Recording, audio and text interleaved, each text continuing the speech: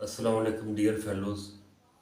ये जवान पूछ रहे हैं कि हाउ टू अटेन ग्रेटनेस, कि हम किस तरीके से अजीम बन सकते हैं। वेरी सिंपल, हस्बुनल्लाह व निअमल वकील, निअमल मौला व निअमल नसीर। आपने भरोसा अल्लाह पर करना है, मखलूक से कोई सवाल नहीं करना। अल्लाह से मोहब्बत करनी है, अल्लाह की मखलूक से मोहब्बत करनी है, अल्लाह की मखलूक की खिदमत करनी है। अल्लाह की मखलूक से मोहब्बत, अल्लाह की मखलूक की खिदमत फॉर द सेक ऑफ अल्लाह, अल्लाह की खातर, अल्लाह की रज़ा की खातर। और आप अगर अजीम बनना चाहते हैं तो आप डॉक्टर इकबाल साहब का फ़लसफ़ा तसव्वुर खुदी उसका मुताला करें, फिर आपको पता चल जाएगा इंसान किस तरीके से अजीम बनता है। एक छोटी सी मिसाल मैं आपको बयान करता हूँ। 6वीं सदी ईस्वी में हातम ताई, सभी जानते हैं, बहुत रईस, अमीर तरीन शहजादा, और उसकी जो सखावत थी वो मशहूर थी।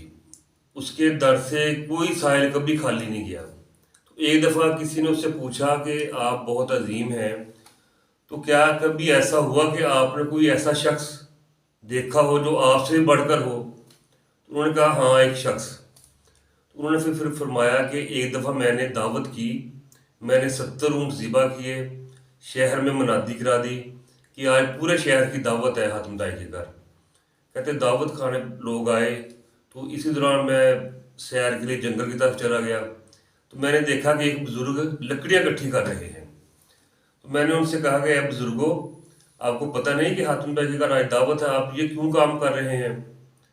तो उस बुज़ुर्ग ने फरमाया कि जब तक मेरे बाजुओं में ताकत है तो मैं किसी का एहसान क्यों लूँ। तो हातिम ताई फरमाते हैं कि वो जो बुज़ुर्ग थे वो मुझे अपने आप से बढ़कर फील हुए। तो कोशिश करें किसी के आगे हाथ नहीं फैलाना। डॉक्टर साहब फरमाते हैं कि पानी पानी कर गई मुझको कलंदर की ये बात, तू झुका जब गैर के आगे, ना तन तेरा ना मन। अल्लाह ताला हम सबका हामी नासर हो।